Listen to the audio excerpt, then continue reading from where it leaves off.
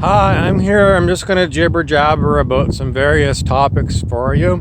The ideas that are coming to my head right now are all about human nature.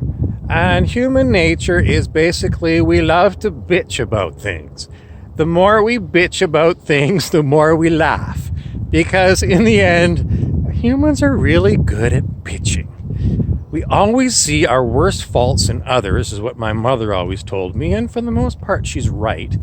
However, some people's levels of idiocy are far beyond the average, and, when you see them, you can bitch about them if they cause you stress personally. In other words, personal issues you have with people.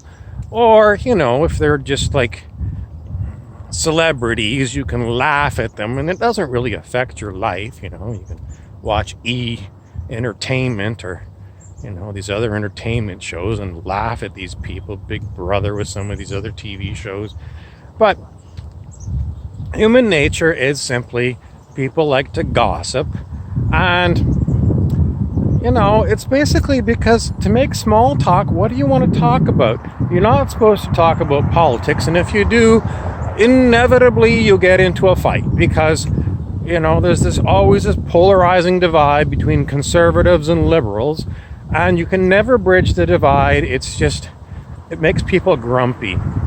If you try talking about religion, you cannot get anywhere with people on religion, and all it does is it just causes great frustration, and people have to agree to disagree. Otherwise they just go and start spouting off their doctrines and how yours is wrong and mine is right. Or, that's one way of looking at it, but mine is better. So you can't really win. I mean, it's small talk, but, as far as being friendly, all of these conversations always degrade into just like disagreements, I don't know what else. Well, you're not supposed to talk about religion and politics because that's horrible. Other small talk things, we had celebrities and the news, but invariably they talk about horrible news. It's always horrible news. And I don't know where I'm going with this video. Like it or not, it's very difficult to make small talk. I don't know what to talk about without causing offense to somebody. You never know who you're talking to, what their push buttons are, and you can say the most innocuous comment and then somehow they take it the wrong way and you're into a screaming match, or it's just a long bitch session. And sometimes I just want to hide in the corner and smile at people, but don't come and talk to me because I don't want to fight. And then I get accused of, you don't talk. Why don't you talk? That's why, because I don't like fighting. Not that I can't, I'm too good at it, to tell you the truth. But then, it's nothing worse than when you're talking to somebody who's supposed to be your friend, on Messenger, and then the next thing you know, you got a fight, and then they block you, and there's no way to unblock somebody from the other side when they blocked you, so you basically have lost your communication with somebody.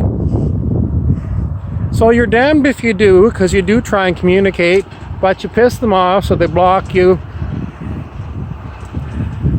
No one wonders why we have dogs and cats. I mean, you can talk to your dog and your cat, and they don't really care about politics. You can talk anything to your dogs and your cats and your fishes and your turtles and your birds. They really don't care as long as you're not screaming at them. You could point to the TV and whoever's on the TV, and you can point over there and show your dog and look at that over there or something and spew off. But somebody on the internet today said that if you try and suppress your anger, that you'll retrain your brain so that you don't get angry. Well, once again, this is a conflict because other people say that if you suppress your anger, it gets the emotion gets stored in your cellular memory and it causes disease. So truly, there is no one who has got good truths that you can live with. There's no one. They're constantly battling, and this is another example of even small talk, because everyone's got an opinion and they're always at dire opposites, polarities.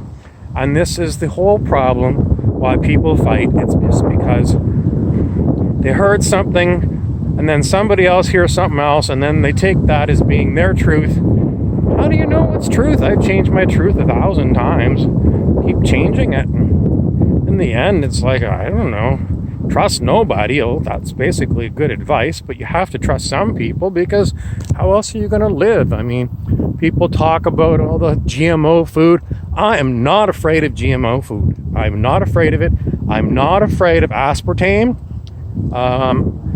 I'm not afraid of coconut oil in food that used to be called horrible.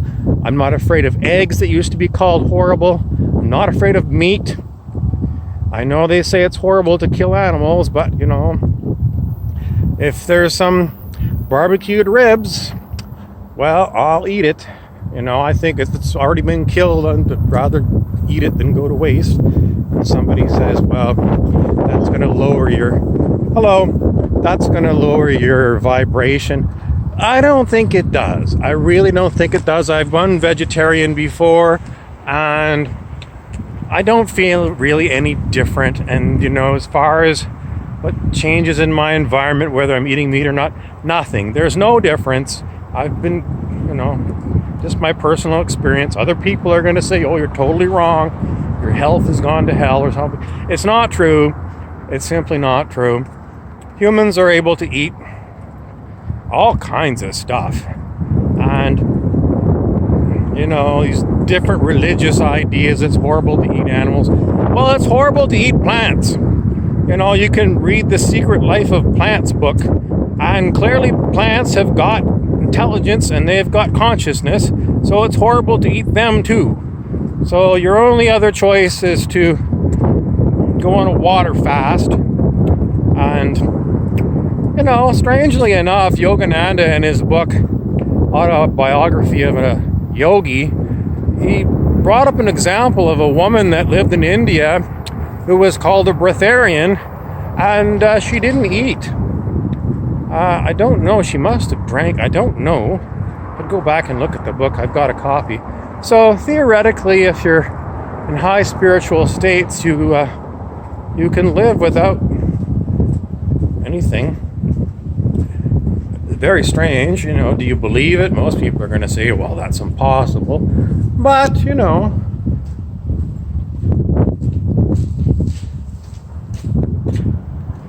who are you going to believe, you know? Some spiritual guy from India? Everybody says, well, you can't believe anything.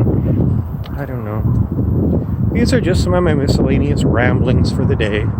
Other than that, I went all the way to Churchill Pool. I was going to go for a swim, and I got there and I realized I don't have goggles and chlorine burns my eyes. So, and there was a whole pile of little kids there, and I thought they were going to make a lot of noise, and I was going to get...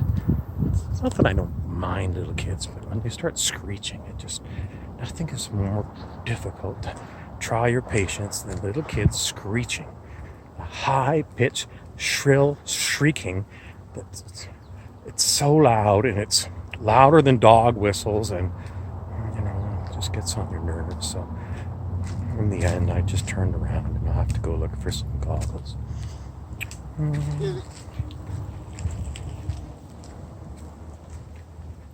Theoretically, you're supposed to have bells on your bike so you can ring a bell and let people know from, you know, coming up from behind that you're coming there. I don't have a bell on my bike either. Sorry. Well, what else can I talk about? Basically, there's so many things I look around and it's like I could start bitching about things, but I bitch so many things on my videos. You know, I just rather give you something about me not bitching and talking about bitching that I could bitch, but I'm not bitching. And, you know, there was Don Miguel Ruiz, who wrote the book about the 5 agreements, and one of them is don't bitch. and don't gossip. So if you don't bitch and you don't gossip, how do you make small talk? You can talk about sports. I don't know. I used to be into sports. I guess if you follow sports religiously, you can, it's kind of pointless, really. I mean, it's not like you're the rich sports player that's playing the game, and it's more fun to play than it is to watch, for me anyway. And spending hours and hours watching the Blue Jays, which I have done in the past when they've been going for a pennant, and it's exciting, but professional sports seasons are way too long. They could have shortened seasons and have, 2 giveaways of their cups or their trophies or whatever in the summertime. It just goes on too long. And the thing is that if you got a really crappy team that's starts off terrible and has got no chance of coming back, nobody wants to go and watch them play.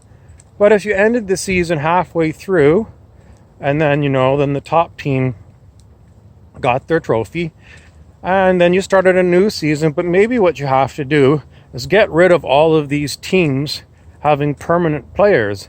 So basically, you have a redraft, and you redraft all of the players so that you can get whole new teams. So your own city team gets all new players, and maybe you'll get, as long as you don't have a moron, I'm not supposed to say moron anymore, but a retarded person, I'm supposed to say retarded anymore, someone who's mentally deficient, dementia, I guess you can say, somebody with dementia running your draft, and you pick all the worst players. I don't know. At least you'd have another fighting chance instead of having to wait to the next year. But these long 8-year contracts where all the best players are all tied up, and the most rich team like New York always gets the best teams because they can afford to buy the most expensive players. So the other teams that are in a smaller market have no chance unless they've got horseshoes or something. So it's better if you just redraft the players, and I don't know how you compensate them. Just pay them all the same salary, Give them a decent salary. Why do you have to pay so much more for somebody who's, supposedly better than somebody who's middle of the road? In the end, it's a team sport. So, if they're all drafted and you know who the best ones are, you can just pay them all the same.